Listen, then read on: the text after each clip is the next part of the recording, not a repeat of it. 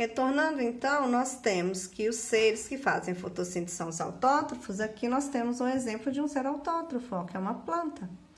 Daí aqui eu vou mostrar para vocês o macroscópico, né, do que a gente vê a olho nu, que é a planta, com todas as partes de uma planta, até a parte microscópica da planta, que é a própria clorofila, né, a clorofilazinha onde acontece a realização da fotossíntese.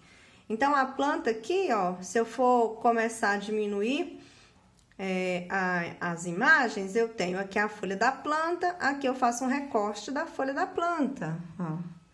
Folha em corte.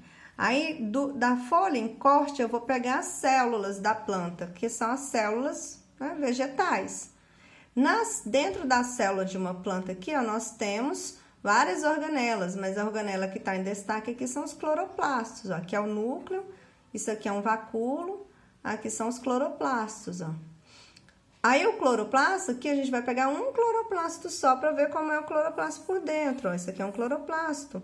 No cloroplasto, nós temos a estrutura, os tilacoides, que é cada membranazinha dessa daqui, os tilacoides formam grana. E no interior dos tilacoides nós temos os estromas, que é onde vai acontecer a realização da fotossíntese, né? Aqui eu vou pegar um grano, olha ele aqui, ó, separados em cada tilacoidezinho desse aqui, ó. Esse tilacoide, eu vou pegar um corte do tilacoide para mostrar a membrana desse tilacoide. E é na membrana do tilacoide que acontece, onde está a clorofila, e acontece a fotossíntese. Essa aqui é a fórmula química da clorofila. Aí, nós temos a clorofila A e a clorofila B. Essa daqui é a clorofila A, porque tem esse OH3, esse CH3 aqui, ó. Essa moléculazinha de CH3. Se eu tivesse, no lugar do CH3, eu tivesse o CHO, seria a clorofila B. Aí, qual é a primeira etapa da fotossíntese? É a etapa de fotofosforilação.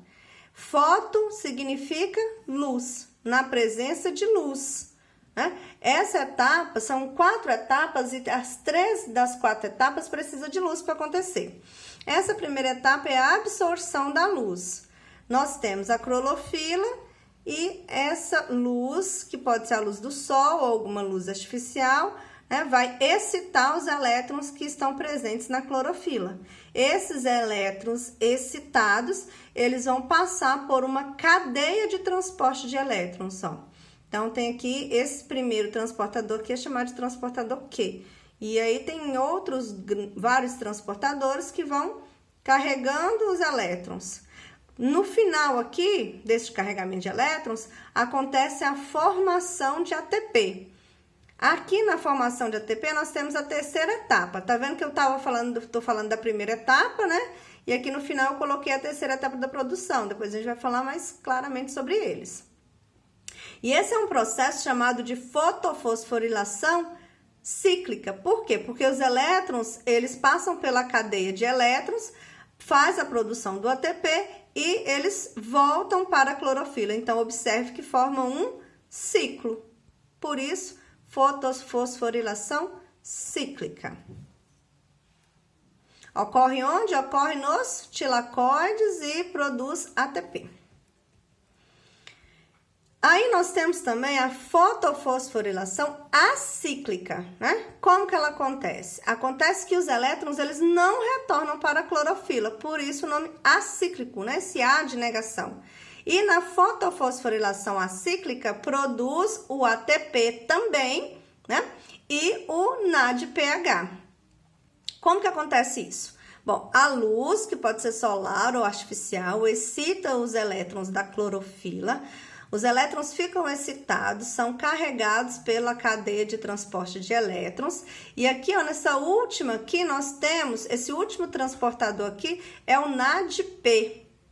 O NADP, que é o difosfato de adenosina, o NADP. O NADP, ele vai se transformar, ele vem com um fosfatozinho aqui, ó, NADP+, ele vai pegar esse hidrogênio aqui, vai se transformar em NADPH e produzir o ATP. Aí esse não é uma fosforilação acíclica, porque esses elétrons não estão retornando para a clorofila, ó. Esses elétrons aqui, eles estão transformando em NADPH e ATP. Aqui nós temos, ó, a reação aqui da fotólise da água, que eu vou falar no slide mais à frente.